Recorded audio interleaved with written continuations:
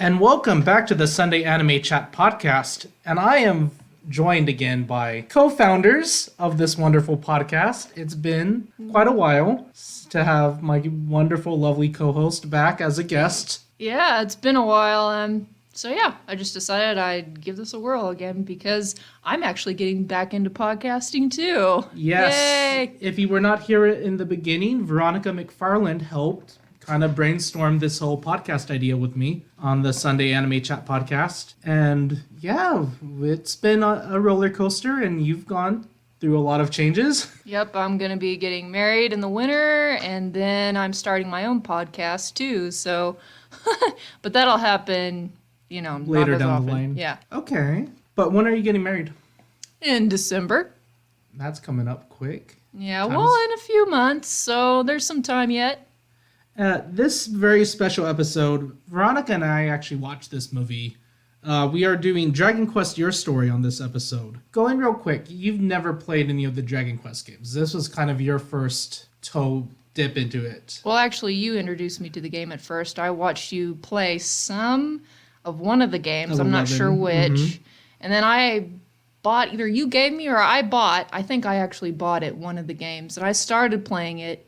But then with my ADHD, I didn't last too long, so I mostly watched it online or on YouTube, gameplay. Let's see, the first thing I remember showing you was Dragon Quest XI, and then the game you actually got was Dragon Quest Heroes 2, which is a much more adventure, action-heavy game versus the turn-based style. Yeah. But it's still very pretty. Oh, yeah, the animation is really nice. And with Dragon Quest II, why I always was attracted to it was all the character designs, all the monster designs were done by Akira Toriyama, who did Dragon Ball.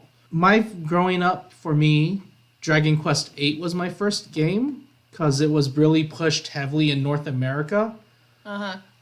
That's when I actually really remember seeing a lot of the commercials for it. So I was like, okay, it's at GameStop. I'll give it a try for $30 and really ended up loving it. What really differentiates Dragon Quest from Final Fantasy is Dragon Quest has done a really good job of staying in the high fantasy setting.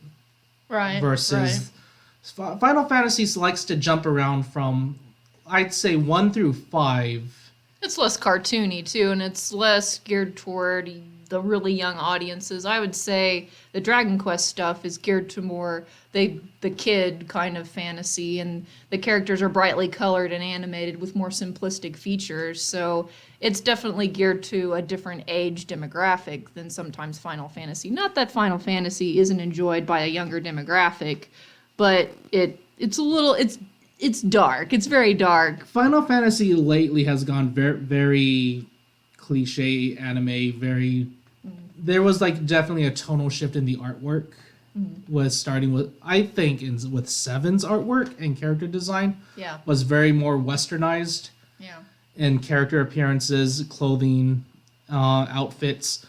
Dragon Quest has always stayed very old fantasy, primitive. It's definitely Japanese vision of what Western fantasy looks like like I said, in a more Dragon Ball-esque. It's like, okay, you take Dragon Ball, that stylization, and then you take, in my opinion, maybe a little bit more creative writing and characters, and boom, you have a new Dragon Ball fantasy. With that said, if you have not seen it yet, Dragon Quest Adventure of Dai, I am 36 episodes in. They've gone to 7 towns. The fights are maybe 2 episodes. If it's a long fight. Mm-hmm. If it's a big major fight. Yeah. I think it's only 2 episodes. The plot twists are very good. The character in Dai his name is Dai, and he's very much like Deku. Very unsure of himself, very just really because when you think of protagonist, especially old shonen, you think Naruto, you think Goku, the real loud, I can do it, like Ichigo sort of. Yeah. Dai is very much like Deku, which is a neat change. Going into this movie though, I was so envious. I never thought it was getting dubbed. Yeah. ever, because Dragon Quest is such a niche over in Japan. A lot of the games finally it took decades or years for it to get westernized, translated, and remade onto the DS here. It was like the complete opposite of Final Fantasy. Final Fantasy took off over here. Dragon Quest was kind of a delayed. And I think the more people saw the stuff, especially 8 was definitely a big jumping in point. The problem with Dragon Quest is that it ported all over the place. So Dragon Quest 8 was on PS2. Okay, Dragon Quest 9 was on the Nintendo DS. Dragon Quest 10 went online only. Oh, wow. So it's been on several different platforms. And it was on PC as well. Okay. And then they finally decided to give Sony a bone, and Sony and Dragon Quest 11 came back on a home console. And they just announced Dragon Quest 12. Okay, so there's been 12 games in total, and which game is this movie centered around? Dragon Quest 5. 5. Okay, that's an important bit of information there. It opens up in the beginning like it's an old like arcade type handheld device, almost like one of the old Pokemons, and it takes you through. It's like, oh, okay, so this is the beginning of an older game. So okay, that makes sense. I am very torn between this because I've heard a fair amount of criticism against this movie, and we'll get into that. Okay. Veronica and I are coming from the point we never played Dragon Quest V. Right. We weren't into Dragon Quest at the time this came out or was westernized. We're going in open, and my experience with especially video game movies, if I never played the game, I kind of liked the movie. I really liked the Prince of Persia movie. Yeah. With Jake Gyllenhaal, and I talked to my friend Jeremy. He's like, "Oh no, that was not good." And he's like, "Did you ever play the game?" I was like, "No." And I think when you have that expectation of what it needs to look like, sound like, tone, and you don't get that, it's like this is the worst thing ever. Then it's a big disappointment. Yeah, I get it. Now, to be fair, I've played Dragon Quest games before, and I really liked this because it was weird seeing them open up with the game stills or the cutscenes for the Super Nintendo games. But it was still neat. It actually caught up. Your main character is named Luca. His dad is a hero. The mother was kidnapped, and the villain is trying to use the mother for nefarious reasons to open the path for the Dark Lord. And it immediately jumps to him with his dad. They're living out in the cabins, and he meets a stranger. And I of course, I didn't think of anything of it. The stranger really doesn't talk, and he follows his dad back, and they meet Prince Harry in a town. This was I think what even I had a trouble with movie-wise is the breakneck speed that they went into the beginning, because the dad is dead within 5 minutes. Yeah, well, it very much gives the sense of for the sake of time, we're going to shorten things down and give you little snippets of each stage of this boy's life. So it becomes more obvious, of course, by the end of the movie, why they did it like this. Yes, but so he gets captured with the prince, and they are enslaved for 10 years under the bad guy's fortress. And they manage to escape 10 years later. The prince comes back to his home, and he swears to Luca, this is Prince Harry, that, your dad saved my life. I will do anything for you. And Luca, he comes back home to his house, and he meets with his dad's friend. And the whole point of the dad going on the adventure was trying to rescue the mom.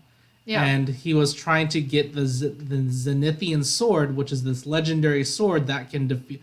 Think of it like the Master Sword from Zelda. It's evil's bane. Yeah. Oh, it's basically the whole story in the movie is a very classic hero arc where, the whole kind of like Star Wars, Luke doubts himself and then he finds out who he is, and that whole kind of classic hero grow-up story, which is very nicely animated. I was very impressed by how beautiful everything looked in the movie.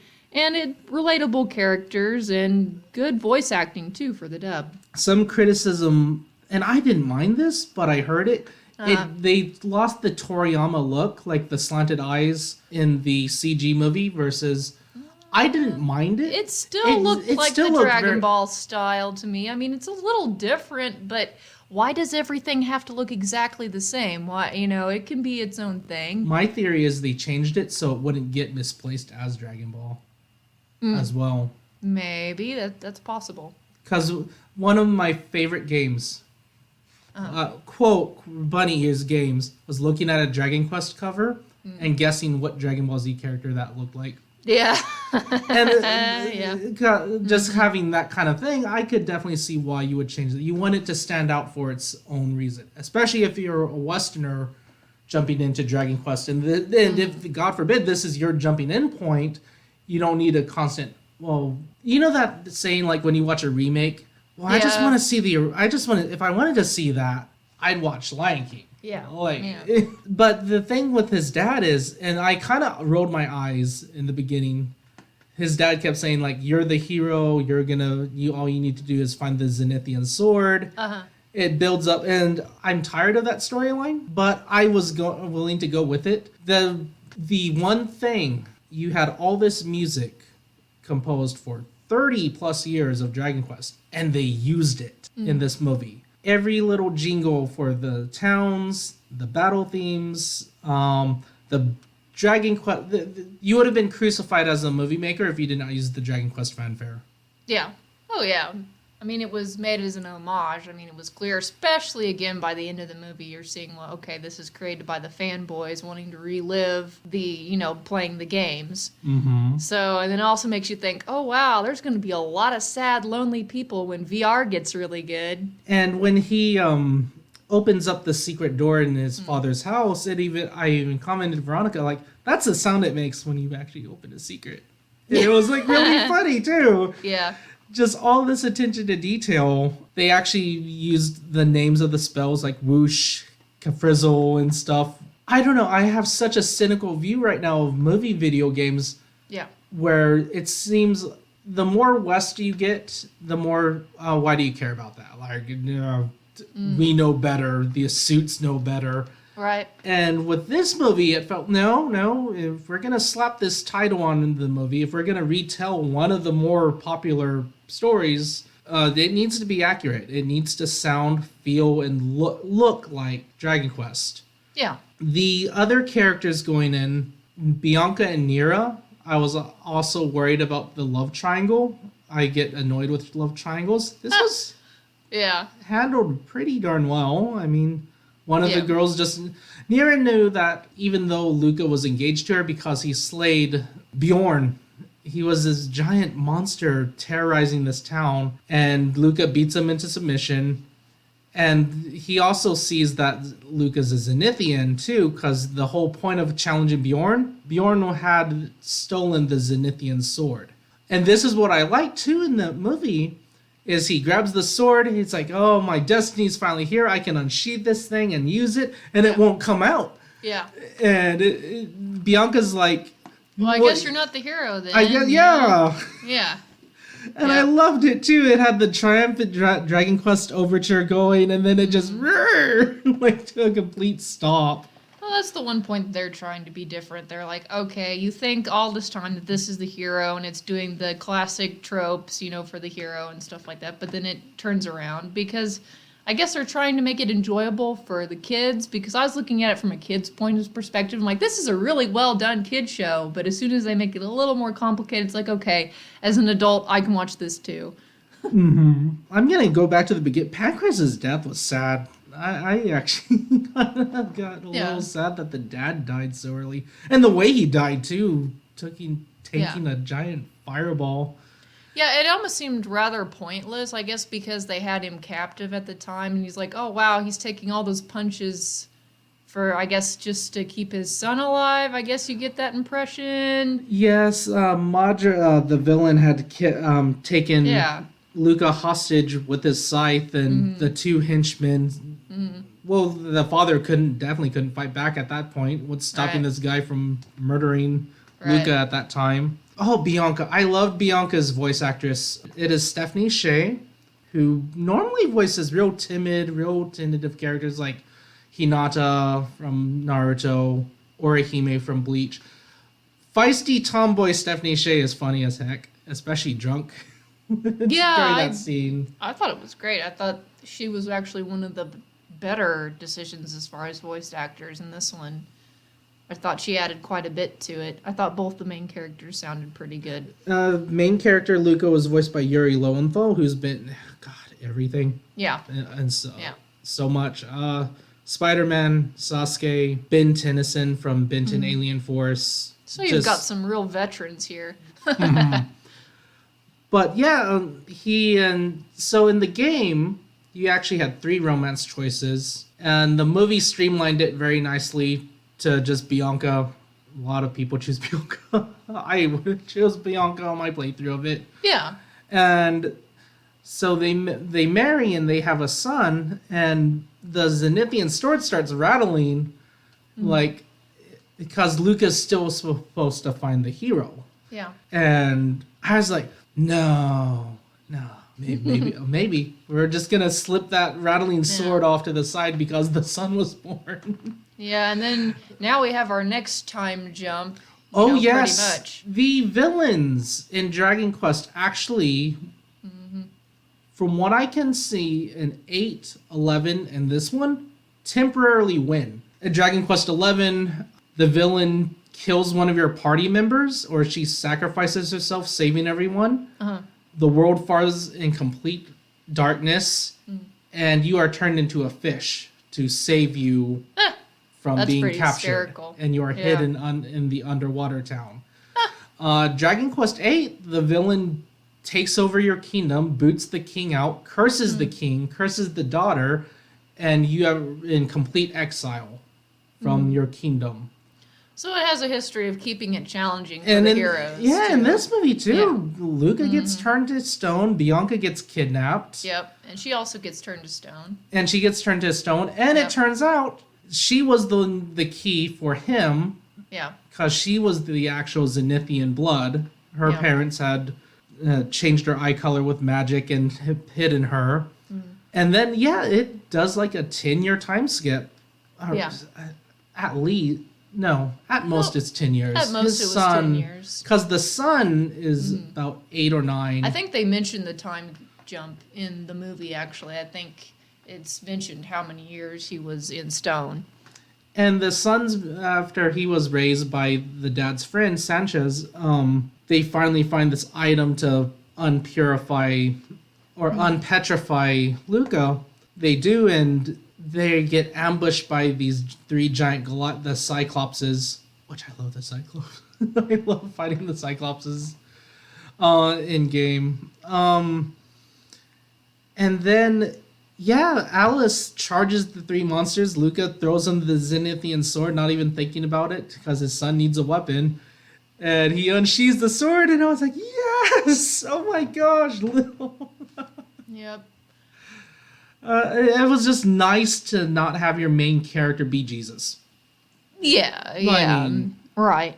No, I get it. It adds a bit more of a spin. Not too much so, because, the character's there with you the whole time. They don't have to create a whole new character to find the hero with. But I thought it was fun. It was slightly different from normal, but not unpredictable. After a few other events, they finally raid the enemy's main base. They free the mom from her stone imprisonment.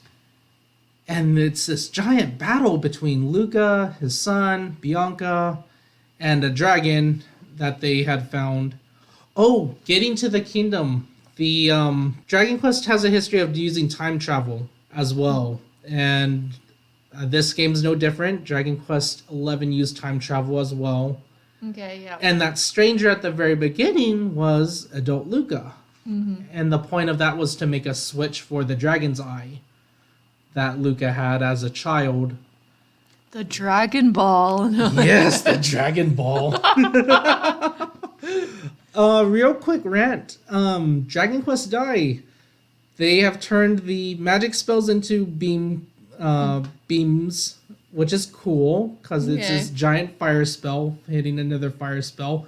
there's a martial arts tournament right now in Dragon Quest Dai, which only lasted one episode because it was a giant elaborate trap by the main villain Oh, I see. to rebuild the monster army. Uh-huh. So what better way than take the top 5 or 10 human heroes and turn them into, use them for research on making your monsters better. Right. I thought that was very smart. I kind of rolled my eyes when I was watching this. I was like, oh, look at that, a martial arts tournament in something called Dragon something. Oh, My friend so Cameron original. is laughing. He's like, yep, this is definitely Dragon Ball. And then he Yeah. adds on the caveat, if Dragon Ball had a direction, it knew how to get there from quickest point A to point B. Yeah. But yeah, Dragon Quest in general kind of hops around a lot. It gets It does. pretty quick to the point. Mm-hmm. This was no different. There's definitely some pacing issues in the movie that I've heard some criticism about. Yeah. But of course, it becomes obvious about all the pacing issues Oh, at I the felt end. completely immersive into it. Yeah. I mean, okay. So at the end, big spoiler, whatever. Oh, yes. It's actually This a caught VR me off game. guard. Yeah. Yeah. So the final battle's happening. He slays the villain. The villain opens up the portal for his big boss to come through. Yep. And everything freezes. Everything, and this guy just comes out and he turns off the textures. Everything's like a 3D color model. and Gets rid of turns off the contact. gravity and yeah. Yep. Gets rid of contact, turns off the gravity, and it's just this giant blank. Do you remember if you've ever seen The Matrix? It is that white programming blank slate. That's all it is. He was made by a person who hates Dragon Quest, the virus creator. And the wonderful thing is just to corrupt this, what has seemed like years and years and years, has only been about 2 hours Yeah. for this kid, the person playing in this Playing it. huge VR Right. Simulator. contraption. Yeah. Yes. And I forgot to mention the slime that follows the player around. Yeah. It is an antivirus program. It doesn't reveal that until the end, but I get this slime before he's even introduced. He's like popping up in the background. Yeah. Like you and I actually Gertrude. Gertrude. Yeah, I'd actually rewind it back to before the slime was met, like outside the father's house. Like, oh, there it is, and there it is peeking in the window when he's older after the time skip. Yeah. Or there it is stalking him as the and it's this giant. It's the point of it is this antivirus program from corrupting the game, corrupting a player's experience. The virus is about to blast Luca back into reality. The antivirus slime jumps in front of him, and the sword. I forgot to point this out. He turns into a sword, which is the antivirus program. That is one of the legendary swords in Dragon Quest lore, called the Hero Sword or Erdrick's Sword. The shape of it. I actually listened to a documentary about the artwork of Dragon Quest weapons. That is a completely separate guy. Huh. And he actually writes Latin text or kanji on the weapons, and it translates to like hero, just real punny stuff. Yeah. That's clever. I like that. So this is where the fan base is split. This is where I've heard arguments like they should have gone straight with the one-to-one retelling of Dragon Quest V. I get that argument, and I could see why someone might be a little upset. I really liked this ending because it really exasperated the love of the franchise. This meant a lot to the actual person playing the game and the simulation. Right. And I kept joking with Veronica, like, because it flashes back to him growing up. He's sitting in front of his Super Famicom. I was like, that's me. Plucking the heartstrings of every nerd. Every nerd, yes. Absolutely. And I love that ending, too. A lot of Dragon Quest games have a super boss in the story. Because it was the court jester that gained power, kicked you out of the kingdom, but he was actually possessed by something. Dragon Quest 11, it looks like this evil king trying to hunt down the hero. he's possessed by a monster that's as old as time, and it's tied directly to the hero. Right. And there's always something. Think of Dragon Quest plots as someone waving their hand in front of you, but you're not seeing what's behind their hand. Yeah. And that's yeah.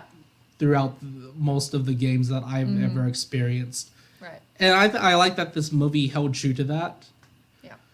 The real puppet masters being hidden. Mhm. Yeah, exactly. So after Luca defeats the virus, the things go back, and the program restarts just like normal. Game ends.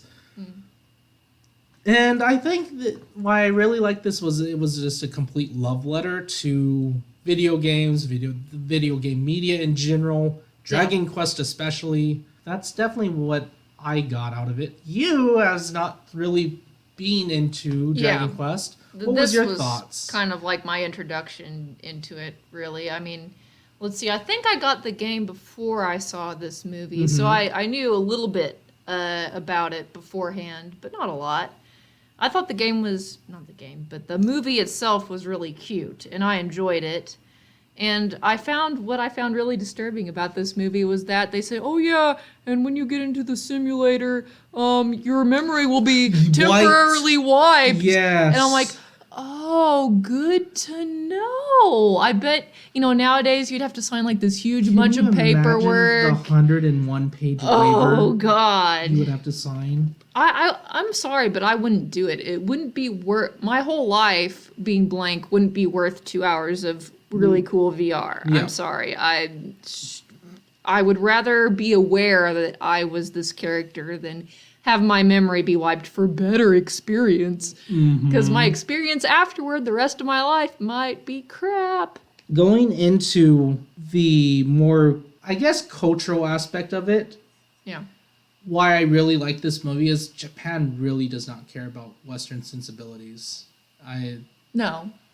Yeah, which is a they good thing. Flat out Yeah. will openly give the middle finger, snarkily comment on Japanese Twitter. There was that picture of I'm Not Starfire, which is this fat gothic girl that's in this other universe's Starfire's daughter with Dick Grayson. Yep. She's fat and chunky, and some Japanese artist drew her. She's still a goth, but she's skinnier. Yeah. And it's like, here, we fixed it for you. Yeah. And this is in response to a lot of American artists that get triggered by My Hero Academia characters or just anything like a Japanese teenage girl. Yeah. They plump them up, make them more average looking, I guess, and more westernized or realistic. My annoyance with that is like, well, that's your take on it, but that's also, you're kind of silencing that creativity from the other end. Yeah. True. And the condescending nature of, I fixed it for you. Yeah. It's like, no, I'm in for this character to look like this. Right. And like anything, as a consumer, you are free to take it or leave it. Right.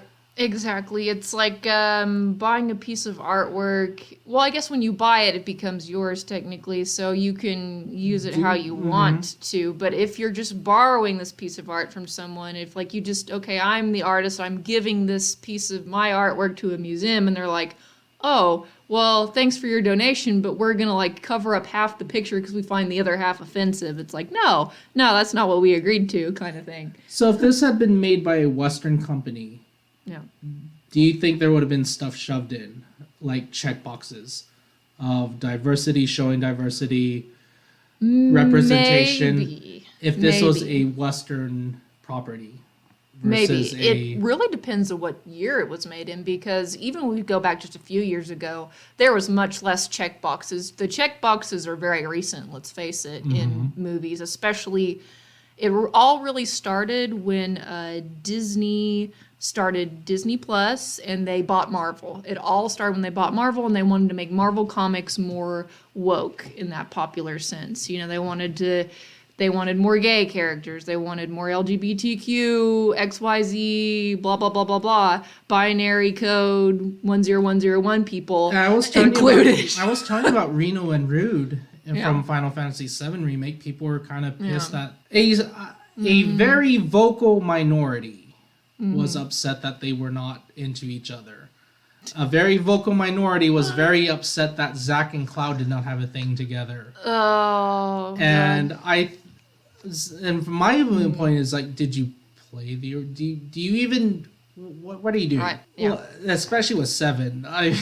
Well, I find it very hypocritical about the West is that our identities are just wrapped up in our sexuality. It's like there's no personality. We have no personality, no thoughts, no original opinions other than our sexuality. It shouldn't be about that. Whether your character is gay, whether they're straight, it shouldn't matter. You should be a good, well-rounded character. And okay, whatever, if there's a kiss scene between two gay, whatever, that's your right. You can do that, but don't just make that it. That's the only part of you, because every gay person has way more about themselves other than just, yeah, I'm gay. I mean, I don't walk up to everyone and say, I'm straight. Hi, I like straight things because I'm straight. So no, that is terrible, terrible, terrible character writing. So Luca definitely was not going around, I'm Zenithian. Y'all better respect. It's like, oh my gosh, I got Zenithian blood. Persecuted because I'm Zenithian. I'm a minority. Never seemed to force any. The big thing that I really liked about this was just traditional storytelling. You had a blank slate character. You saw actions. You saw what the hero's journey. When I see Iron Man, I see a man that has a midlife crisis. Yeah. Who is absolutely ashamed of what his company has done. I don't... Yeah, it's a white guy, but I don't care that it's a white guy. Right. I watched Luke Cage just recently, and it's like, man, this guy went to jail for wrong reasons. He was framed. Right. His dad was a horrible preacher that slept around. Yeah. And he has a half-brother that wants to murder his ass for, well, I get it, but I never saw just the black character. I just saw this shitty hand that he got dealt. And Jessica Jones, I really enjoyed Jessica Jones. I didn't think just because it's a chick. They're like that shows. I need to watch it again, but it's pretty woke. I mean, Jessica Jones is an annoying bitch. I did not like her character, honestly. I think it could have been done better because I think all she was just a raging bitch throughout the whole thing, and that Luke Cage was a way better character than her. The only reason, I honestly I think the reason why I give Jessica Jones a pass is the actress practically played her character from Breaking Bad, which was she was a love interest to Jesse Pinkman, and she had this very Daria-esque, gothic, I don't give enough kind of attitude, minus the superpowers. Yeah. So for me, it kind of just fit in glove. I was like, I can perform. Okay, I can. Right.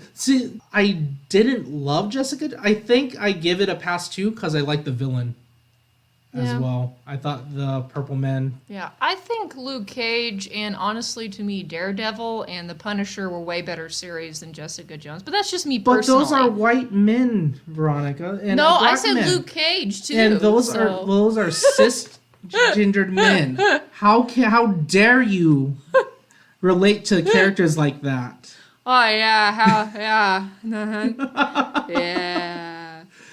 But feminist women like stupid Jessica Jones, they're annoying. White women are some of the most annoying people on the planet nowadays because especially when they're college educated, they're the biggest know-it-alls, and they're all in your face like, I don't ever want to have kids. I don't want to be under the foot of a man. And look, I want more representation in comics. They're not fat enough like me. They're not ugly enough like me.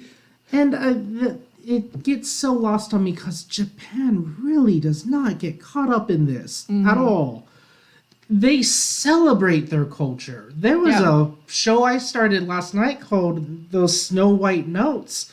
It's about this 20-something-year-old kid. He learned the shamisen from his grandfather. Yeah. And his grandfather died. He's kind of going through the grieving process of trying to find his music, trying to find his own creativity. Because he was really good at just mimicking the grandfather. Yeah. And the grandfather even told him, like, he didn't even sugarcoat it. He's like, when I die, you need to stop. Until you can do this on your own. Right. And he ends up doing a cover for this asshole band member too. Like he ends up in Tokyo. This kid is from out of nowhere, Japan, Right. in a prefecture like that, going to Tokyo, and he's just completely overwhelmed by the city.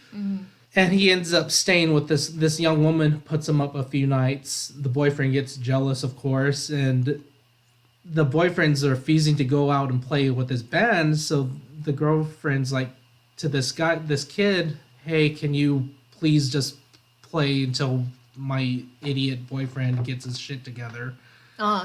And the audience was kind of just like, what is that? That's an old instrument.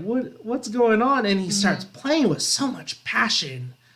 And it just kind of, you can see it a mile away. It wins over the audience, but it's not really that obnoxious because he's playing for his grandfather. He's playing for what he loved the music for. Yeah. And it's just kind of celebrating that instrument. It's celebrating your family. It's celebrating Your this. culture, yeah. Here, everything's like ashamed of this, ashamed of that. How dare your skin color be this? Or how dare you do this? Because that's part of our culture now, is to be ashamed of ourselves. And it wasn't even back some years ago. But of course in Japan, they're almost too much the other way, where if you're a foreigner, you're not looked on as being favorable at all, really. I mean, it's not like you're really badly persecuted, but I was recently watching a YouTube video, and if you're a foreigner, it's very hard for you to even find a place to live. Was that one of the ones I sent you? Uh-huh. The rental applications? Yes, but I've also watched more from that particular YouTuber, and it's like, you can't, if you may be banned from a restaurant because they just want Japanese people there. You're kind of looked on as being an outcast because you're not really part of that society. One of my favorite stories was from Gaijin Goomba. When he was teaching English, he needed a stamp to do his work.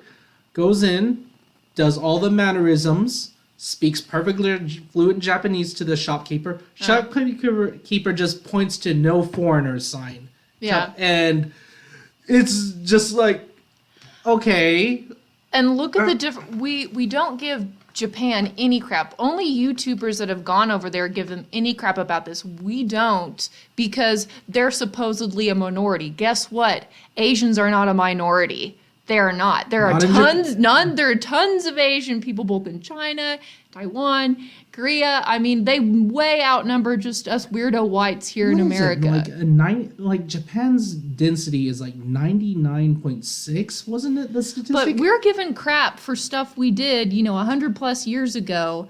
But there are things that are happening now that would never happen here. We would never point to a sign that said no foreigners. We don't do that over here, but no one would ever mention that. No one over here, because we're supposed to hate ourselves here. But over there, they're proud. So they're like, hey, we are who we are. If you're a foreigner and you don't match our description, go F yourself. And it's pretty much into not only just Dragon Quest, but the Demon Slayer movie that came out. There was nothing pushed. I never felt insulted. I never felt like I'm trying to get lectured to. Demon Slayer just kind of celebrated, like, this is what happened in the manga. This is really good storytelling, traumatic loss of his family, realizing, do you want to stay in the Matrix or not? Kind of like that kind of thing. Yeah. Dragon Quest was just a complete love letter celebration to the 30 years of Dragon Quest at that point. Yeah. And it felt like it. And going in real quick into the other video game movies recently, Sonic was really fun. Did you ever see Sonic the Hedgehog? No, I actually did not see that one. I definitely would give it a recommend. It didn't really follow the plot of Sonic, but it was just fun enough to stand enjoy. On its own. I think Detective Pikachu was really good too. Detective Pikachu was loosely based off the video game it was trying to do. But it was still really good. Ryan Reynolds was absolutely hilarious as Pikachu. Yeah, well, Ryan Reynolds he's pretty hilarious anyway. But I definitely want to preface that last few minutes into our next topic. Veronica's actually going to, maybe in a few weeks, maybe a month, we'll figure it out. But we wanted to talk about Western entertainment versus Eastern entertainment, a more in-depth look at that. And you've watched a lot of K-dramas, haven't you? Not a lot, but Or, some. well, okay. I've When I watched say a some. lot, I mean more than 0. More than 0. More than zero. 1, Yeah. where I'm at. I'm at the less than 3 Yeah. on my K-drama. Let's see. All the way through, I think I've watched maybe 3. Okay. All the way through. They're usually so long that I can't get through them. But Overall, you've watched. But probably- overall, probably about 3. Okay. A couple romances, and then one I particularly like. I believe it's called Kingdom. It's on Netflix. I believe it's a Korean zombie flick, actually. So yeah, I guess we could include Train to Busan if you've ever seen that. Red Cliff, I would definitely want to harp on that because I thought that was a wonderfully done movie. That I want to punch into that the Red Cliff was incredible. I let you borrow it. Your boyfriend cracked me up with the story because if you don't know what Red Cliff is, it is set during the Three Kingdoms era of China between Wei, Shu, and Wu. And Veronica was saying when your boyfriend was watching, he's like, man, this is like a game. I've seen, what? Oh, yeah, like it just kind of lit up.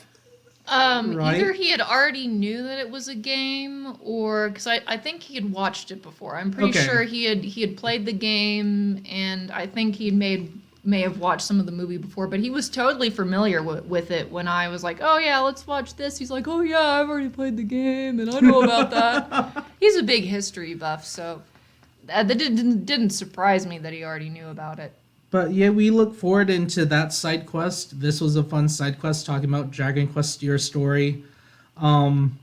We hope to catch you guys next time. Thank you very much, Veronica, for joining me. And I got you something very special. Oh, cool. It is a slime shirt. Oh, look at that. That's cute. I love it. Thank you. It's got Gertrude on it. It has Gucci. Oh, that's fun. We hope Thank you have a gurific night, and we will catch you guys in a few weeks. Bye.